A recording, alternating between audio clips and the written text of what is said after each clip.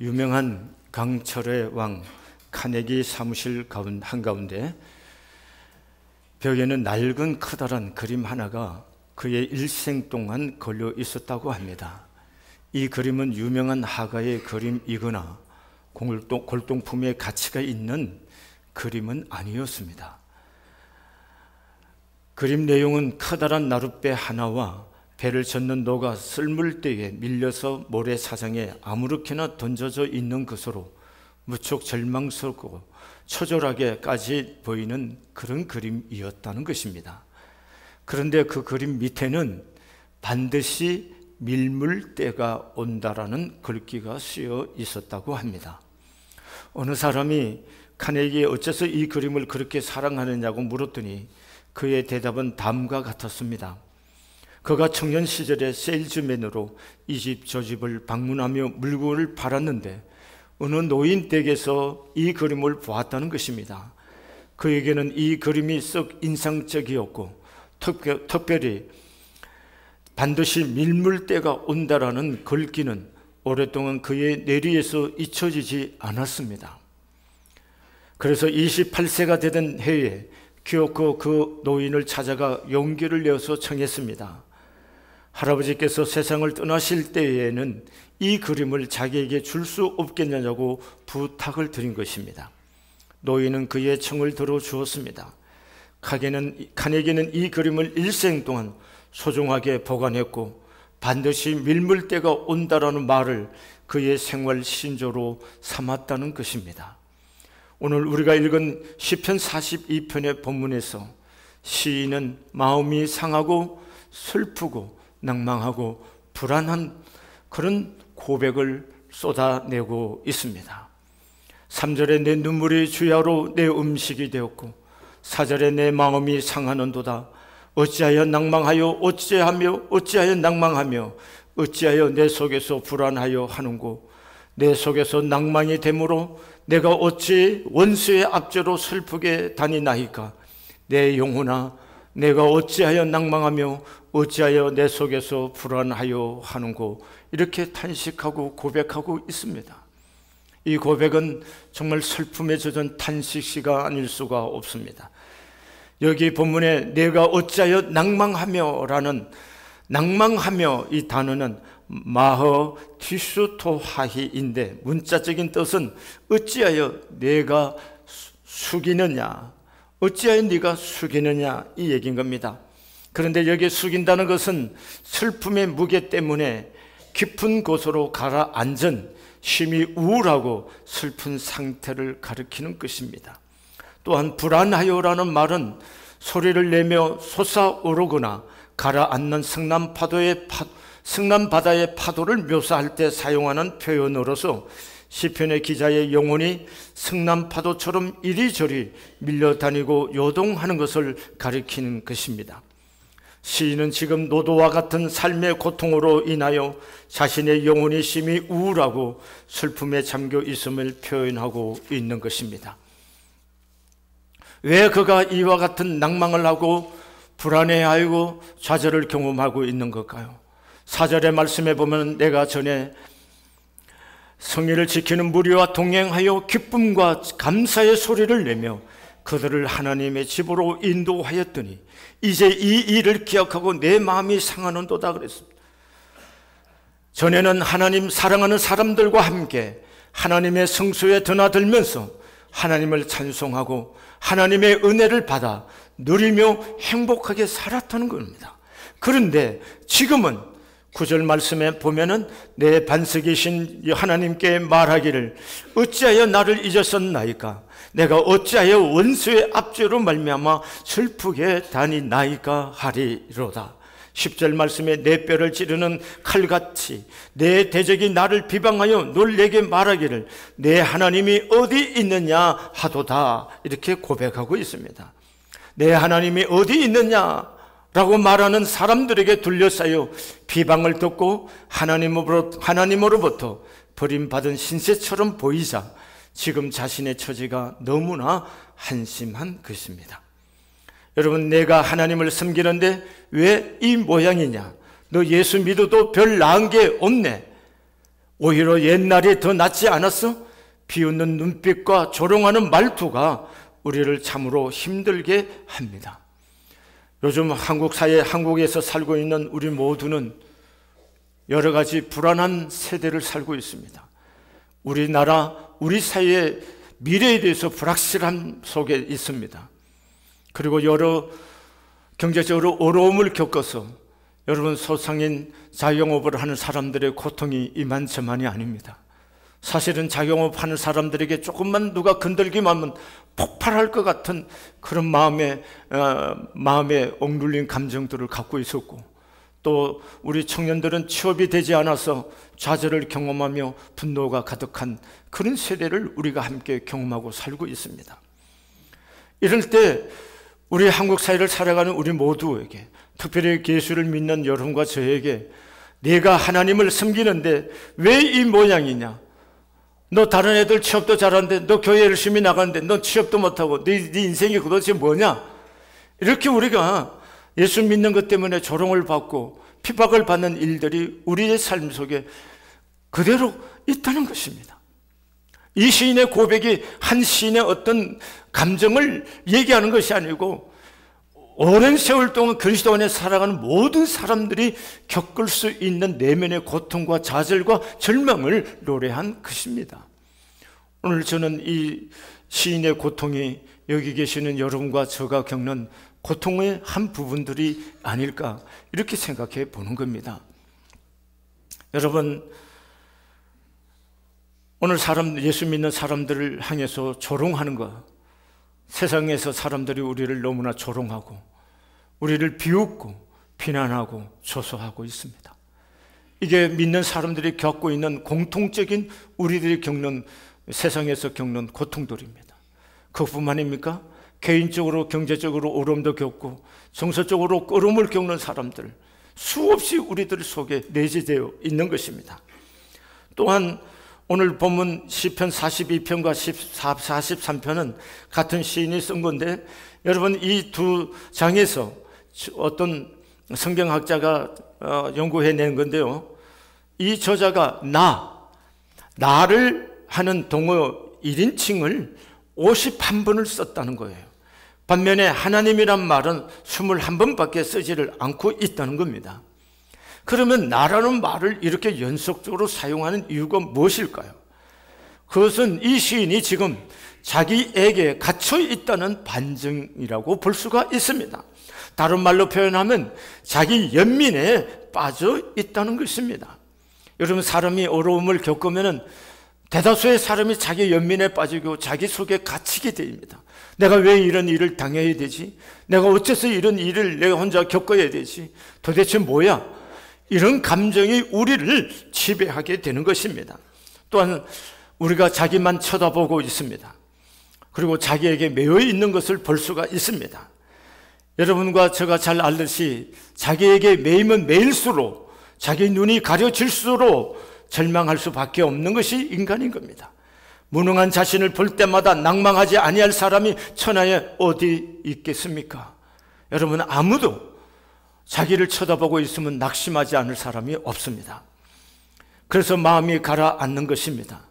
오늘 이 시편의 시인은 암담한 현실, 그리고 무능한 자, 그리고 예전과 비교해서 현재의 초라한 내 모습, 이런 것들이 지금 이 시인으로 하여금 불안해하고 슬프고 가슴이 조여오는 아픔을, 아림을 경험하고 있는 것입니다. 이것은 비단 오늘 이 시편의 시인만 겪는 거 아니죠. 우리의 현실이 암담했을 때, 그리고 이 현실에서 내가 아무것도 할 수 없다라고 느끼는 좌절감을 그리고 현재 전에 비해서 내 삶이 너무나 초라하다고 생길 때, 그럴 때 우리가 느끼는 비애가 얼마나 큰 겁니까? 사람들을 만나는 것도 싫고, 누구와가 좋은 관계를 맺는 것도 불안하고 짜증나는 거고, 피하고 싶은 것이 현실이 아니겠습니까? 여러분, 누구든지 이런 현실을 만지면 낭망하게 되어 있습니다. 너무 실망하지 마세요. 여러분, 구약 성경의 대표적인 사람이라고 하면 누구일까요? 그 대표적인 사람이라면 여러분, 홍해를 가르고 이스라엘 민족을 해방시킨 모세가 아니겠습니까?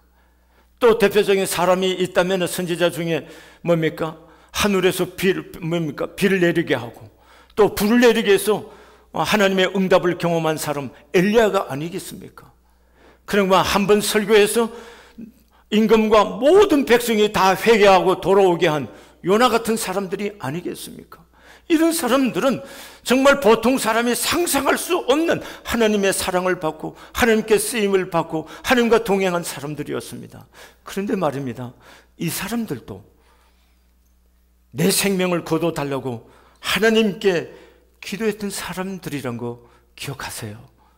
여러분, 하물며 이런 하나님의 어마어마한 역사를 경험하고 쓰임받은 하나님의 종들도 하나님, 내 생명을 거두어 주세요 라고 하나님 앞에 이렇게 기도했던 사람들이에요. 상상을 해보세요. 하물며 여기 계신 여러분과 저희겠습니까? 우리가 뭐 그렇게 대단한 사람이에요. 말 한마디 듣고 상처를 받을 수밖에 없고, 문제를 만나면 그 문제에서 좌절할 수밖에 없고, 고통을 경험할 수밖에 없고, 어떻게 이겨야 될지 모르는, 그래서 우왕좌왕하게 되는 거고, 실망하고 좌절하는 거, 이게 보통 사람들이 수없이 겪을 수 있는 문제라는 겁니다. 근데 하나님의 사람들이고 하나님과 동행했던 모세, 엘리야, 요나, 이런 사람들도 하나님께 나 그만 살고 싶으니까 나 데려가 주세요, 나 데려가 달라고 죽겠다고 기도했던 사람들입니다. 여러분, 엘리야, 여러분, 하늘에서 비를 내리고 하늘에서 불을 내린 사람입니다. 그리고 850명의 바알과 아세라 선지자들을 단칼에 죽여버린 그런 담력이 있는 사람입니다. 그런데 그 이튿날 이세벨이 왕후가 이 소식을 듣고 네가 죽인 바알 선지자들과 같이 내 목숨을 죽이겠다, 너를 죽이겠다고 하는 이 말을 듣고 혼비백산이 돼서 도망을 칩니다. 도망을 쳐서 광야에 나가서 어디에 가 숨는지 아십니까? 여러분, 노뎀나무 밑에, 우리는 노뎀나무란 것이 큰 나무 그늘에 누워갖고 하나님 나 좀 데려가세요, 이런 얘기가 아닌 겁니다. 노뎀나무가 가보면 실제로 우리가 아까 숯불처럼 이렇게 아주 형편없는 가시나무 덤불입니다. 거기다 몸을 쑤셔받고 하나님 나 좀 데려가 주세요, 나 살 수가 없어요, 불안해, 이렇게 고백하고 있는 겁니다.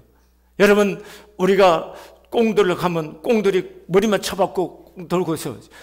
이 모습이 어쩌면 엘리야가 그런 모습이에요. 그런 모습으로 너무나 아마 우리가 현장에 보면 이 사람이 정말 엘리야가 맞아?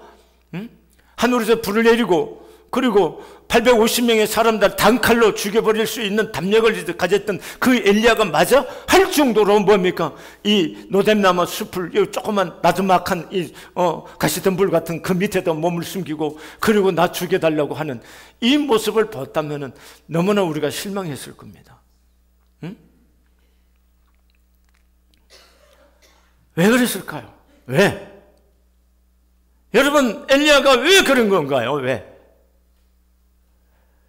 이세벨이 죽이겠다고 하는 이 소리에 겁을 먹은 거예요. 말 한마디에 쇼크를 먹은 거예요. 그리고 이 환경을 보면서 두려움이 가슴속에 밀려온 거예요. 그리고 뭡니까? 도망친 겁니다. 여러분, 이것이 중요한 겁니다. 우리 모두도 누구의 말 한마디를 가슴속에 새기기 시작하면 우리 못 견뎌요. 환경을 보고 있으면 우리 모두가 못 견뎌요. 우리가 경험하는 이 현대 한국 사회를 보고 있으면 불안해서 못 삽니다. 이게 당연한 겁니다. 그럼 어떻게 해야 되나요? 반드시 민물대가 있다고 합니다. 여러분, 반드시 민물대가 있죠. 서해안에 가 있으면은 시간이 되면 물이 점점 돌아옵니다. 그래서 갯벌에 뒹굴어 있던 배들이 물이 들어오면 민물되면 둥실둥실 또 오릅니다. 그러나 인생의 썰물 때에 반드시 인생이 밀물이 온다는 보장이 있느냐는 거예요. 모든 사람에게 썰물 때가 있는가 하면 밀물 때가 있다. 그러면서 기다리고만 있으면 밀물 때가 오는 거냐는 거예요. 그렇지 않다는 거잖아요. 오늘 이 시편의 기자는 이 슬픔과 불안과 좌절의 이 고통의 시간에 이 스스로 어떻게 썰물 때를 밀물대로 바꾸는지 우리는 오늘 눈여겨봐야 될 줄로 믿습니다. 그게 뭐냐면 5절과 11절이 함께 고백되어지는 건데 5절을 보겠습니다. 한 목소리를 읽겠습니다. 시작. 내 영혼아 내가 어찌하여 낙심하였며 어찌하여 내 속에 불안해하는가. 너는 하나님께 소망을 두라.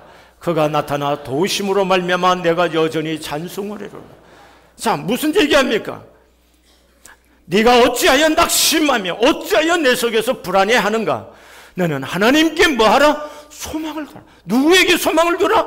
하나님께 소망을 두라는 겁니다. 누구에게 소망을 두자고요? 하나님께. 잘 보세요. 왜 엘리야가 하늘에서 불을 내린 그 엘리야가 850망을 칼로 날려버리던 이 엘리야가 어떻게 이 숯불에 숨어갖고 하나님은 내 생명이 넉넉하오니 여기서 나 데려가세요. 나는 조상들보다 나음이 아무것도 없나이다 하고 이렇게 초라하고 이렇게 볼품없는 모습으로 이렇게 숯불에 처박혀서 나 데려가다 죽게 해달라고 하는 겁니까? 왜 그렇게 했을까요? 왜 동일한 엘리야인데 어느 때는 뭡니까? 담대하게 나와서 하나님이 살아계시는지 바알이 살아계신지 한번 해보자 이렇게 담력이 있는 사람이었을까요? 동일한 엘리야인데 여러분 엘리야가 하나님을 보고 있어서는 세상이 무섭지 않았습니다. 850명의 바알과 아세라 선지자가 무섭지 않았어요. 그리고 이세벨과 그리고 그의 남편 그 강력한 그 왕이 무섭지 않았습니다. 그런데 그의 눈이 그의 귀가 이세벨의 소리에 꽂혀 있는 순간에 그런 두려움이 확 밀려왔어요. 그는 그 순간에 하나님을 보는 눈을 잃어버렸고 그리고 36개 도망을 치어서 광야의 숯불 속에 들어가갖고 아무도 안 보는데 왜 숯불 속에 그 처박혀갖고 나 죽여달라고 하는 거예요. 이만큼 사람이 하나님을 놓치는 순간에 인간은 이렇게 약할 수밖에 없다는 겁니다. 여러분 하나님께 소망을 주는 사람은 하나님께 포커스를 맞추고 하나님께 눈을 맞추는 사람은 환경을 이길 수 있는 힘이 생기게 되는 거예요. 오늘 그래서 시편의 기자는 말하는 거야. 하나님께 소망을 주라는 거야. 자기 스스로에게 얘기하는 거야. 네가 어찌하여 낭망하며 어찌하여 불안하여 하는고 내 하나님께 소망을 주라 이렇게 말하는 겁니다. 여러분 현실이 무섭습니까? 하나님께 소망을 두어야 됩니까? 여러분의 말에 누가 상처가 됩니까? 하나님께 소망을 두어야 됩니다.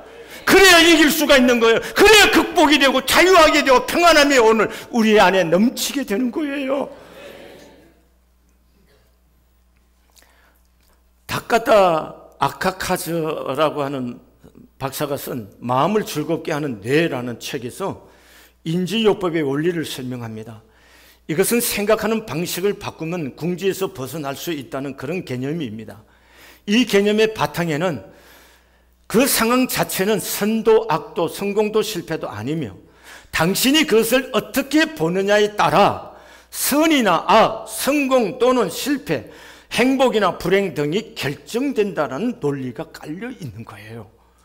내가 어떻게 보느냐에 따라서 모든 게 결정이 된다는 거예요. 에머슨이라는 사람도 이렇게 말을 했습니다. 나에게 무슨 일이 일어나느냐 하는 것이 중요한 것이 아니라 내 마음이 어떻게 반응하느냐가 중요하다 이렇게 말한 겁니다. 오늘 예수를 믿는 여러분과 저는 도대체 어떻게 보고 어떻게 반응해야 될 건가요? 환경을 보고 사람의 소리만 들으면 우리는 낙심할 수밖에 없어요. 왜냐? 여러분 하나님과 동행했던 엘리야도 모세도 요나도 나 죽여달라고 낭망하고 좌절하는 그런 상황인데 여기 계신 여러분과 저야 뻔할 뻔이 아닙니까? 얼마나 우리가 연약한 인생입니까? 아주 연약한 겁니다. 그런 여러분과 제가 어떻게 이기겠습니까? 그런데 오늘 시편의 기자는 이길 수 있는 방법이 뭐냐? 내 하나님께 소망을 두라는 거예요. 사람이 아니다는 거예요. 그리고 현실 환경이 아니다는 하나님께 소망을 두라 그겁니다. 그러므로 여러분과 저의 마음속에 어떻게 현재 문제를 그리고 이 사건들을 보느냐는 거고 그리고 그것에 대해서 어떻게 내가 반응하느냐 하는 거예요. 이것이 오늘 여러분과 저의 삶에 문제가 있더라도 사건이 있더라도 불안하더라도 미래 내가 삶에 불투명하더라도 내 삶, 현재의 내 삶을 담대하게 할 거고 행복하게 할 거고 문제를 풀어갈 수 있는 지혜와 능력이 있게 하게 될 줄로 믿습니다. 그 다음에 중요한 것이 뭐냐면 8절입니다. 낮에는 여호와께서 나에게 한결같은 사랑을 베푸시니 밤에는 내가 그에게 찬송하고 내 생명의 하나님께 기도하리라, 이렇게 말합니다. 여러분, 왜 하나님께 소망을 두어야 되는 건가요? 하나님의 사랑은 우리에게 향한 하나님의 사랑은 그 어느 것도 끊을 수가 없다는 것이죠. 그 하나님의 사랑이 내 안을 향해 있는 것이고 그 하나님이 나를 사랑하는 그 하나님 앞에 뭐예요? 나는 기도할 수밖에 없다는 거예요. 여러분, 이거였습니다. 왜 예수 믿는 사람들이 낭망하고 그냥 파멸을 경험해야 됩니까?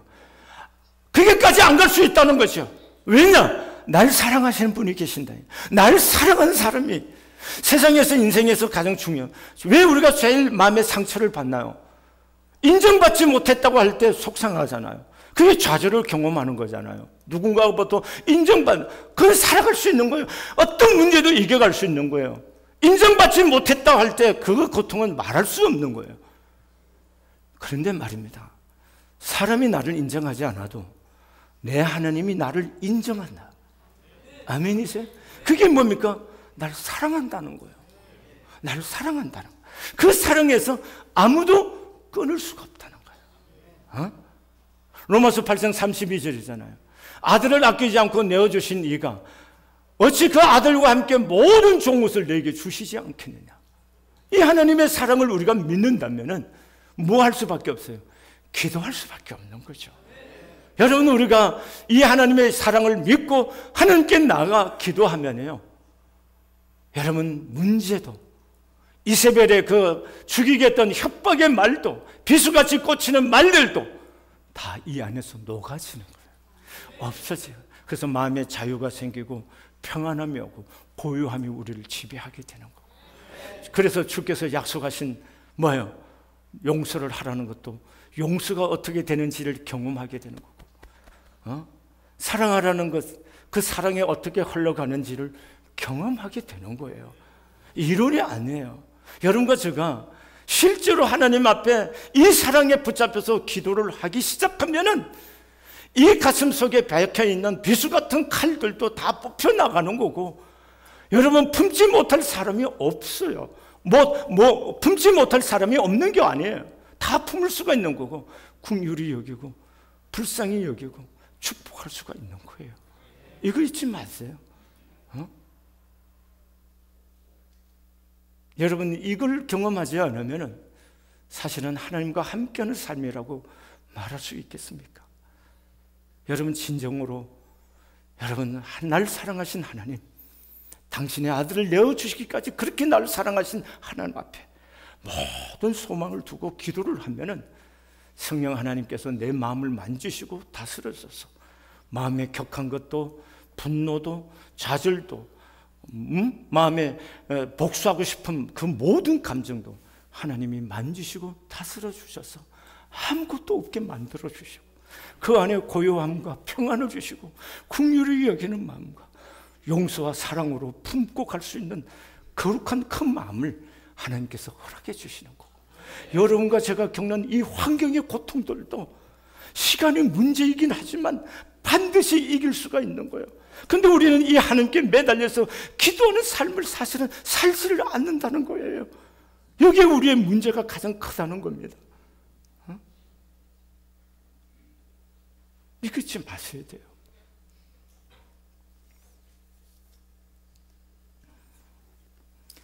그 다음에 11절을 함께 보시겠습니다. 시작. 내 영혼아, 네가 어찌하여 낙심하며 어찌하여 내 속에서 불안해하는가. 너는 하나님께 소망을 둬라. 나는 그가 나타나 도우심으로 말미암아 내 하나님을 여전히 찬송하리로다. 무슨 얘기냐 하면은 시인은 지금 낭만 가운데 불안하며 떨고 있습니다. 그렇다고 해서 환경이 지금 바뀐 것도 아닙니다. 그러나 하나님께 소망을 두고 그 하나님의 사랑을 믿고 기도하기 때문에 나는 그가 나타나 도우심으로 말미암아 내 하나님을 여전히 찬송하리라고 고백하고 있는 겁니다. 지금 하나님의 도움이 임했기 때문에 찬송하는 것이 아니라 나를 도우실 하나님을 찬양하는 겁니다. 나를 도와주실 하나님을 바라보는 거예요. 그 하나님을 믿기 때문에 찬송할 수가 있다는 겁니다. 나를 사랑하시는 그분의 신실한 약속을 믿기 때문에 그 사랑 안에서 믿음으로 반응하고 믿음으로 고백해야 된다는 것입니다. 제가 이번 주간에 신방을 했습니다. 우리 집사님 한 분이, 안수 집사님이 500평의 대지를, 공장 대지를 사서 2층으로 신축을 해서 완전한 최신식 설비를 한 공장이에요. 제가 봐서 깜짝 놀랐어요. 너무나 고맙고 행복했어요. 그래서 예배 드리기 전에 집사님과 이야기하는 동안에 어떻게 이렇게 된지 이거 사게 된 이야기를 듣게 됐습니다. 여러분, 원래 그 옆에서 임대를 해서 공장을 하고 환경이 그렇게 좋지 않은 열악한 환경에서 하셨어요. 그런데 늘 그 앞에 있는 공장을 사고 싶은 마음이 있었고, 그래서 기도를 했어요. 기도를 하면서도 저걸 내가 살 수 있을까? 이런 생각하셨다는 거죠. 그러면서 기도하는 가운데 어느 날 하나님께서 인도해 줘서 공장 그 주인 되신 그 한 분 만나갖고 일을 이렇게 해서 이게 처음에는 요만큼 갖고 할 수 있을까 덤벼들 했는데 이게 공장 건물이 사고 보니까 이제 앞뒤 또 설비 이게 다시 짓지 않으면 안 될 상황이 돼서 다 털어버리고 다시 짓는 돈도 더 많이 들고 했지만 이 공장을 하나님께서 주셨어. 이 간증을 들으면서 너무나 행복했고 감사하고 사실은 가슴에 눈물이 날 정도. 뭐였냐면은 나는 우리 교인들이 한 분 한 분이 잘 되는 것이 너무나 고맙고 감사합니다. 그렇게 여러분 부모님처럼 저도 그런 마음으로 고마움을 느끼고 행복해져요. 여러분 듣는 가운데 너무나 감사하는 거예요. 그 고백이 뭐냐면은 기도했다는, 기도하면서도 계속 불안한 거죠. 과연 될 수 있을까? 과연 될 수. 그럼에도 불구하고 기도하면서 저거 하나님께서 내게 붙여주시면 좋겠다고 얘기를 하고, 근데 하나님이 때가 되니까 붙여주시잖아요. 잘 보세요. 제가 그분 우리 집사님과 대화를 하면서 느껴요. 지금 다 어렵다고 하잖아요. 어렵다고 하는데 모든 사람이 다 어려운 거야. 환경이 어렵다 해서 모두가 어려운 거 아니잖아요. 하나님이 함께 하시고 이끄시니까 또 되잖아요. 근데 더 중요한 것이 뭐냐면 일거리가 너무 많아갖고 토요일 빼고는 매일 잔업해야 된다. 9시까지. 그래도 일이 처리를 못할 정도로 일이 많다는 겁니다. 여러분, 저는 이런 고백을 들으면서 가슴이 뛰지 않을 수가 없어요. 왜 가슴이 뛰지 않을 수 없냐면은 안 되는 중에도 하나님이 함께 하시고 되는 사람은 있고 되는 사람은 되게 하는 분들은 있다는 겁니다. 그러니까 우리가 안 된다고 해서 늘 안 되는 것을, 그래서 분노하고 좌절하고 적개심을 품고 사회라든가 누군가에서 반항심, 이런 감정을 계속해서 가지고 있는다면은 그 사람은 세상 때문에 아니고 자기 감정에 자기가 붙잡혀 자기가 멸망하는 거라는 거예요. 그래서 오늘 시편의 이 시인처럼 우리가 좀 자유해 보자는 거예요. 자유해질 수 있는 비결이 뭐냐? 하나님께 소망을 두는 거예요. 환경과 사람이 아니고 하나님께 소망을 두고 그 하나님의 사랑에 대한 확신을 가지고 기도를 하면은 내가 벗어날 수가 있는 뿐만 아니라 믿음의 고백을 통해서 열매를 맺게 하시는 하나님의 역사가 있다는 겁니다. 우리 성한교회 그 좌절의 감정 얘기 쏟아내지 마시고 믿음으로 좀 고백할 수 있기를 바랍니다. 분노에 섞인 감정의 말들이 아니라 사랑과 확신을 가지고 우리 자기 인생에 대해서, 우리 공동체에 대해서 이야기할 수 있는 거룩한 은혜가 우리 교회 안에 충만해질 수 있기를 바랍니다. 그리할 때 하나님께서 우리를 통해서 영광을 받으시는 역사가 일어나게 될 줄로 믿습니다. 오늘 어디에 매여 있습니까? 환경에 매여 있습니까? 어떤 사람의 말에 매여 있습니까? 이러면 삶의 자리가 너무 버거워서 지쳐있고 절망하고 있습니까? 공감이 갑니다. 누구든지 그럴 수 있으니까요. 그런데요, 계속 그러고 있으면 한 발짝도 우리 삶은 개선이 안 됩니다. 하나님께 고개를 들어 하나님을 바라보시고 하나님께 소망을 두시기를 바랍니다. 나를 나보다 더 사랑하신 하나님의 사랑 앞에 내 인생을 맡길 수 있기를 바랍니다. 그리고 그 하나님만이 나에게 응답하시는 하나님이신 것을 믿고 기도할 수 있기를 바랍니다. 기도했으면 믿음으로 하나님께서 이루실 것을 고백할 수 있는 여러분과 제가 될 수 있기를 바랍니다. 하나님은 우리 입술의 말을 듣고 응답하시는 분이십니다. 민수기 14장 28절에 그들에게 이르기를 여호와의 말씀에 내 삶을 두고 맹세하노라. 너희 말이 내 귀에 들린 대로 내가 너희에게 행하리라. 기도하시겠습니다.